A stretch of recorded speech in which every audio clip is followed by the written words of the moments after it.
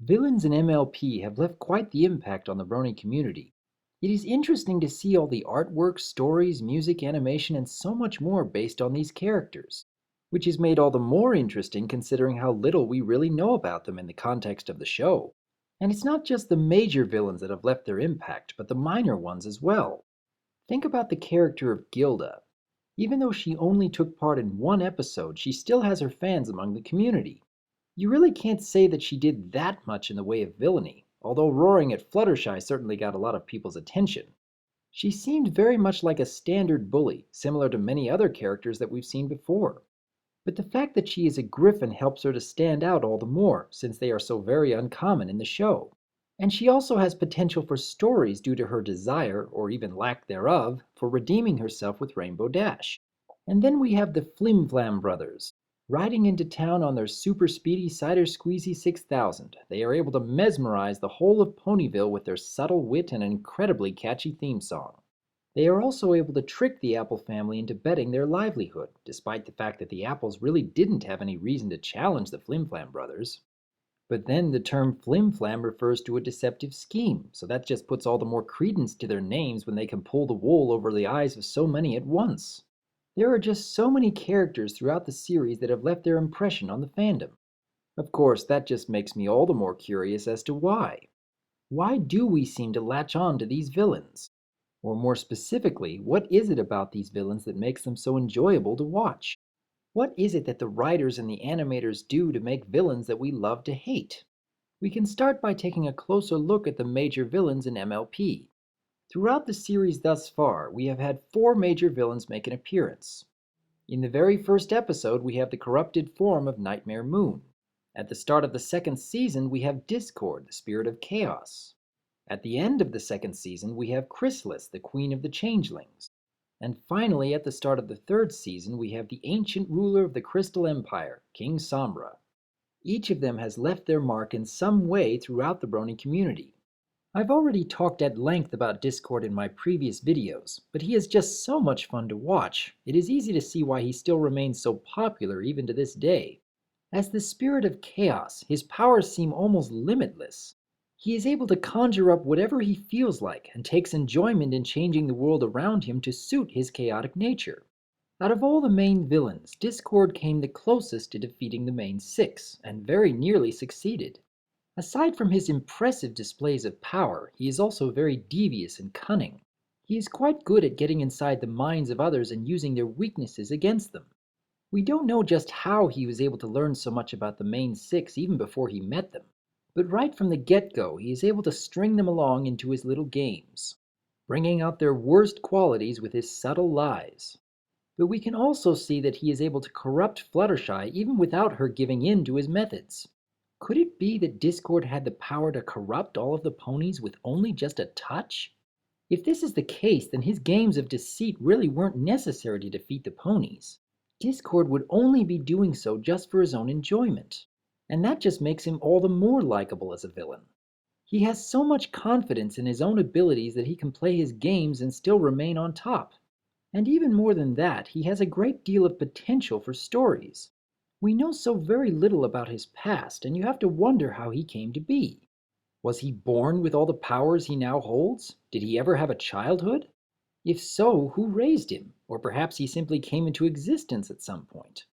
In Keep Calm and Flutter On, he mentions that Fluttershy is the only friend that he has ever had. Was there ever a point in his life where he actually tried to make friends and was never successful? Could he have been turned away by anyone he actually cared about? The possibilities for stories here are immense. And the fandom has already come up with a lot of interesting theories to Discord's history. And still more are being made. It is quite easy to see why people enjoy Discord's character. Chrysalis, Queen of the Changelings, has a much darker look to her than Discord. At first glance, Discord seems like a mishmash of different animals and displays a persona of wanting to have fun. It is only after you look deeper into his character that you discover his true motives. With Chrysalis, her look causes an immediate sense of dread. She looks like a pony that has been twisted by dark magics, and her voice can send a chill down your spine. But what makes her even more intimidating is the fact that when we first meet her, she doesn't look at all like a villain. The ability to change her form allows her to easily deceive others, as well as feed upon their love. She also shows herself to be quite devious in her methods, getting so close to all these different ponies while fooling nearly everyone along the way. But while I do enjoy her initial methods, I don't think she is quite as cunning as Discord is. Discord shows us that he is planning ahead each step of the way and is able to stay on top of the plans of others. Chrysalis, on the other hand, didn't seem to plan on getting found out and ended up dueling with Celestia even though she wasn't sure that she would win. She was actually surprised that she had enough power to take out the princess. But it does seem that both Discord and Chrysalis share the same weakness. Their overconfidence ended up being their downfall. Chrysalis also shows a lot of potential in her character. The way she is able to come so far in deceiving others while commanding an army of minions makes me rather curious about her story. Where did she come from? Was she always a changeling? Or perhaps she started out as a pony who sought for power through some forbidden magics. Were the other changelings born that way? Or does Chrysalis have power to corrupt ponies into changelings once she has completely drained them of their love? I have to wonder about the fate of Shining Armor if he had remained under the control of Chrysalis. Still, despite Chrysalis not being quite as powerful or cunning as Discord, she makes a great villain for the show. Out of all the major villains, we know the least about King Sombra, and this is mostly due to the fact that we see very little interaction from him. He is much more of a threatening presence than anything else. We know that he once ruled over the Crystal Empire, making slaves of all the ponies that lived there. The royal sisters were able to overcome his dark power and banish him beneath the ice of the frozen north. But Sombra was still powerful enough to curse the empire so that it would completely disappear for more than 1,000 years. And even after all that time, his desire to reclaim the empire is still his main goal. Like Chrysalis, King Sombra has this way of filling others with an immediate sense of dread. Not so much by his words or his actions, but rather his very presence. He also displays some excellent cunning in the ways that he hid away the crystal heart. Aside from a very impressive illusion within the castle, he places a mysterious door to block the way further on. One that refuses to even let you approach, unless made to do so with a display of dark magic. But even after that display, the door has another layer of defense when it shows you your greatest fears. And even after the door, a seemingly infinite winding staircase followed by another trap surrounding the crystal heart itself. One that Twilight, with all her talents in magic, is unable to escape from. However, King Sombra doesn't seem to be nearly as popular as the other main villains. Despite having a very threatening presence and laying many cunning traps, Sombra doesn't seem all that interesting when compared to the others. And I believe that this has more to do with the fact that he really doesn't stand out all that much. There are other villains with a threatening presence, others that display dark power, and even others that show great cunning. There doesn't seem to be much that makes Sombra unique when you are looking at all the major villains in MLP. And the fact that we understand very little about his motives also works against him. Even though there is potential for interesting stories with his history, there really wasn't that much development to his character. I'm honestly more interested in how the powers of the Empire work rather than with Sombra's origins. And finally we come to Nightmare Moon, the first major villain to make an appearance in MLP. Unlike the other major villains, we have more of a backstory on her motivations. We have a better understanding as to why she became a villain. We learn that the royal sisters once shared their duties in watching over the ponies of Equestria. And even before then, they had saved the 3 pony races from the chaos of Discord and were even able to banish King Sombra. And then we see the story about how Celestia ruled over the day, where the ponies would work and play, enjoying the sunlight that she brought. And Luna ruled over the night, when the ponies would sleep, not showing the same praises that Celestia was given. It is easy to relate to that feeling of being neglected. It is easy to understand that desire to be appreciated by others. Who knows just how long Luna had been feeling this way? Given the seemingly immortal lives of the royal sisters, Luna could have had these feelings bottled up inside her for years, decades, or even centuries. But even more than that, I have to wonder about whether there might have been outside influences that caused Luna to become Nightmare Moon. We know that the sisters stood up against Discord, and we know just how devious and cunning he can be. Could it be that while Luna had met with the spirit of chaos, that Discord might have successfully left a bit of his corrupting touch upon her before he had been turned to stone? Or what about King Sombra's dark magic? We see that he had the power to bring out a pony's worst fears. What if Luna had been forced to see her worst fears? And what if the memory of that fear was something that refused to give her a peaceful rest from then onwards?